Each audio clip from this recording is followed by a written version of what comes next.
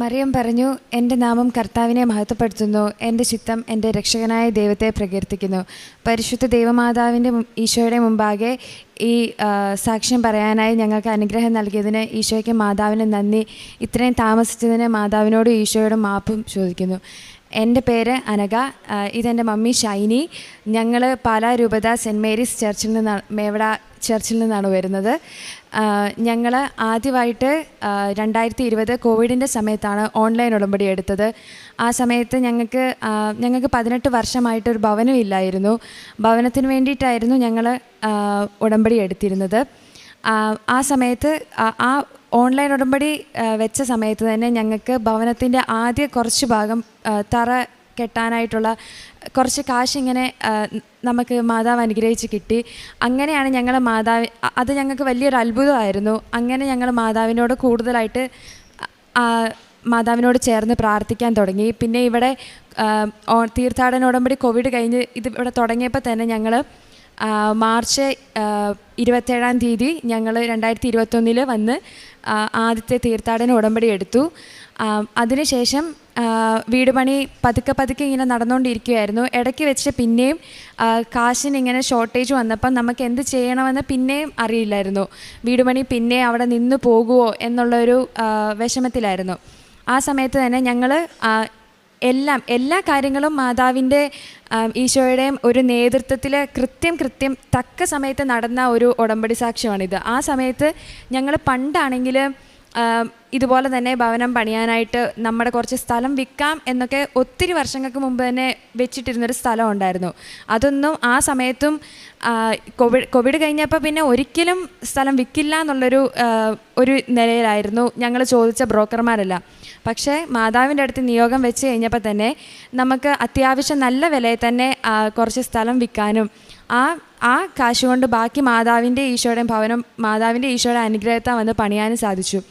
ഈ സമയത്തെല്ലാം ഞങ്ങൾ ഇവിടെ എപ്പോഴും ഞങ്ങളെ എല്ലാ നിയോഗം എന്ത് വെച്ചാലും വീടിൻ്റെ എല്ലാ കാര്യത്തിലും ഞങ്ങൾ അച്ഛൻ്റെ അടുത്ത് വന്ന് പ്രാർത്ഥിക്കുകയും അച്ഛനോട് വന്ന് കാശുരൂപം വന്ന് ചോദിക്കുകയും അച്ഛൻ കാശുരൂപം തന്ന് ഞങ്ങൾ വീടിൻ്റെ തറക്കല്ലേലും എല്ലായിടത്തും കൊണ്ട് ഞങ്ങൾ നിക്ഷേപിക്കുകയും ചെയ്തിട്ടുണ്ട്. അതുപോലെ തന്നെ ഞങ്ങൾ ഭവനം പണിയുന്നതിന് മുമ്പായിട്ടും ആ ഭവനം പണിയുന്ന സ്ഥലത്ത് പോയി മാതാവിൻ്റെ പ്രത്യക്ഷീകരണ പ്രാർത്ഥന ചൊല്ലുകയും അവിടെ ഉപ്പിട്ട് പ്രാർത്ഥിക്കുകയും ഒക്കെ ചെയ്തിട്ടുമുണ്ട്. ഇതിനോടൊപ്പം തന്നെ ഞങ്ങൾക്ക് അവിടെ നമുക്ക് കുഴൽക്കിണർ കുത്തണമായിരുന്നു. ആ സമയത്തും വന്ന സ്ഥാനക്കാരാണേലും അവിടെ വെള്ളം പോകുന്ന സ്ഥലമൊന്നും ഇല്ല എന്നൊക്കെ എന്നങ്ങനെ പറഞ്ഞായിരുന്നു. അതും ഞങ്ങൾക്ക് അന്നേരം ടെൻഷനായിരുന്നു. അന്ന് ഒരു ഉടമ്പടി ധ്യാനം നടക്കുന്ന ഒരു ദിവസമാണ് കുഴൽക്കിണർ വന്ന് എന്നാൽ കുത്തി നോക്കാം, നമുക്ക് വെള്ളം എത്ര വരുമോ നോക്കാം എന്നുള്ള രീതിയിൽ വന്ന് കുത്തിയത്.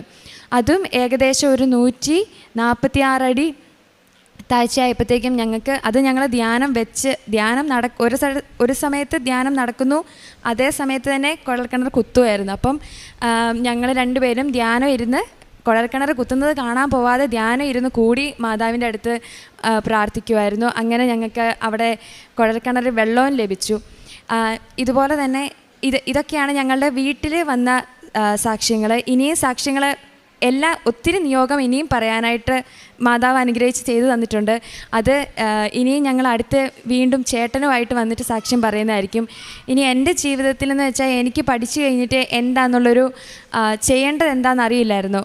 അതും ഞങ്ങൾ ഇവിടെ എപ്പോഴും വന്ന് ഞാനാണേലും അച്ഛനെ വന്ന് കാണുകയും അച്ഛൻ്റെ അടുത്തുനിന്ന് അടിയൊക്കെ കിട്ടുവാണേലും ചെയ്തിട്ടുണ്ട്. അന്നേരം ആ അടി കിട്ടിയപ്പോഴൊക്കെ ആണെങ്കിലും ഞങ്ങൾക്ക് ഭയങ്കര സന്തോഷമായിരുന്നു. ഞങ്ങളുടെ എന്തെങ്കിലും തടസ്സമൊക്കെ ആണെങ്കിലും മാറി എന്നുള്ള ഒരു വിശ്വാസം ഞങ്ങൾക്ക് ഉണ്ടായിരുന്നു. അതേ സമയത്ത് തന്നെ ഇങ്ങനെ ജർമ്മനിക്ക് എങ്കിൽ മാസ്റ്റേഴ്സ് പഠിക്കാൻ പോകാമെന്നുള്ള രീതിയിൽ തന്നെയാണ്, ഏജൻസി ഒന്നും ഇല്ലാതെ.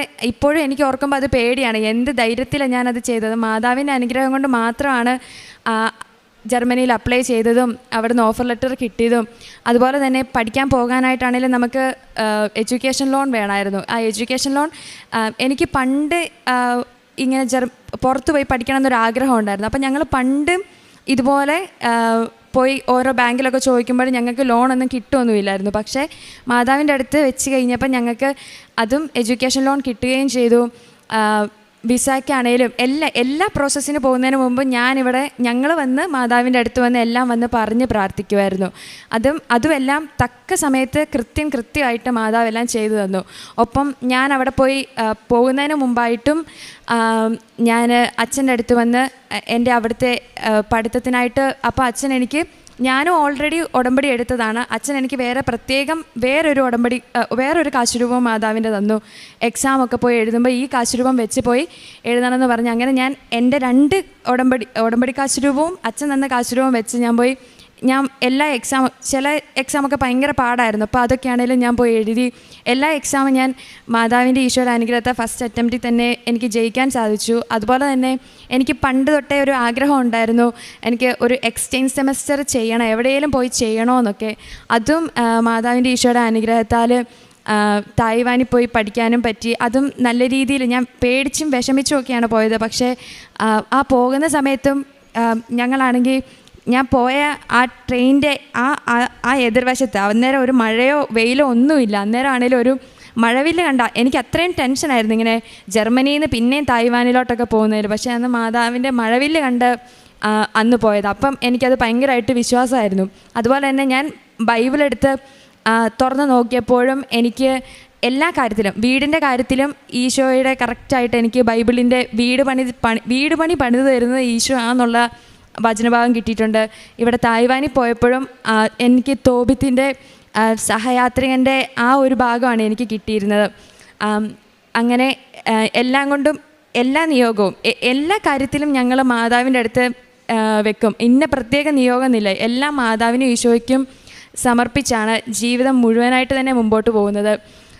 പിന്നെ ഞങ്ങളുടെ കാരുണ്യപ്രവർത്തികളെന്ന് വെച്ചാൽ മമ്മി നാട്ടിൽ ആശുപത്രികളിലും പള്ളികളിലെ പരിസരങ്ങളിലും പോയി പൊതിച്ചോറും അതുപോലെ തന്നെ നമുക്ക് പറ്റുന്ന പോലെ അങ്ങനത്തെ ഓരോ ആതുരാലയങ്ങളിൽ കുറച്ച് കാശുമൊക്കെ ആണെങ്കിലും കൊടുത്തിട്ടുണ്ട്.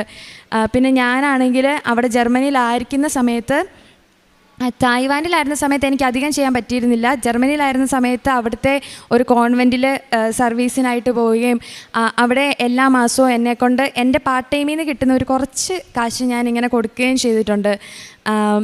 പിന്നെ ആണെങ്കിൽ ഞങ്ങളുടെ പ്രേക്ഷിത പ്രവർത്തനം മമ്മി ഇതുപോലെ മമ്മിയെ ഞങ്ങളുടെ മേവടയിൽ ആൾക്കാർ കാണുമ്പോഴേ പത്രം ഇല്ലെന്നുള്ള രീതിയിലാണ് മമ്മിയോട് എല്ലാവരും ചോദിക്കുന്നത് തന്നെ. പിന്നെ ഞാനാണേലും തായ്വാനിൽ പോയപ്പോഴും കുറച്ച് ഫ്രണ്ട്സിനെ കണ്ടു, അവരോട് പറഞ്ഞിട്ടുണ്ട്.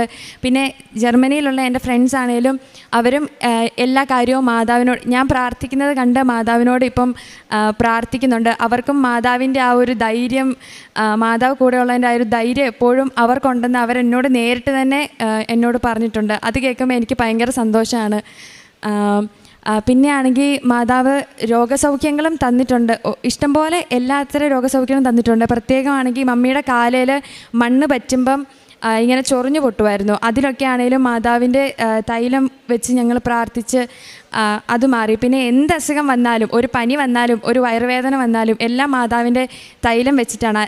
ഇൻ കേസ് ഒരു ബസ് ഇപ്പം വരാനായിട്ട് ലേറ്റ് ആയാലും മാതാവിൻ്റെ പ്രത്യക്ഷീകരണ പ്രാർത്ഥന ചെല്ലുമോ, മാതാവേ ബസ് ഇപ്പോൾ വരുത്തണേ മടുത്തു എന്നൊക്കെ പറയുമ്പം അങ്ങനെ നിസ്സാര കാര്യത്തിനും വലിയ കാര്യത്തിനും എല്ലാം ഞങ്ങൾ മാതാവിനെ തന്നെയാണ് എല്ലാ കാര്യവും പ്രാർത്ഥിക്കുന്നത്. എല്ലാ അനുഗ്രഹങ്ങളും ഞങ്ങൾക്ക് ചെയ്തു തന്ന, അതിലുപരിയായിട്ട് ഈ സാക്ഷി ഇവിടെ പറയാൻ അനുഗ്രഹം നൽകിയ പരിശുദ്ധ ദൈവമാതാവിനും ഈശോയ്ക്കും ഞങ്ങൾ നന്ദി പറയുന്നു. പിന്നെ എല്ലാ ദിവസവും പരിശുദ്ധ കുർബാനയ്ക്ക് മമ്മി പോവാറുണ്ട്. ഞാൻ ഇവിടെ ആയിരുന്നപ്പോൾ എല്ലാ ദിവസവും പോകുമായിരുന്നു. അവിടെ എനിക്ക് പറ്റാവുന്ന പരിശുദ്ധ കുർബാന പോകാൻ പറ്റുന്ന എല്ലാ ദിവസങ്ങളിലും ഞാൻ മാക്സിമം ആയിട്ട് പോകാൻ ശ്രമിച്ചിട്ടുണ്ട്. എല്ലാ അനുഗ്രഹങ്ങൾക്കും മാതാവിനും ഈശോയ്ക്കും നന്ദി.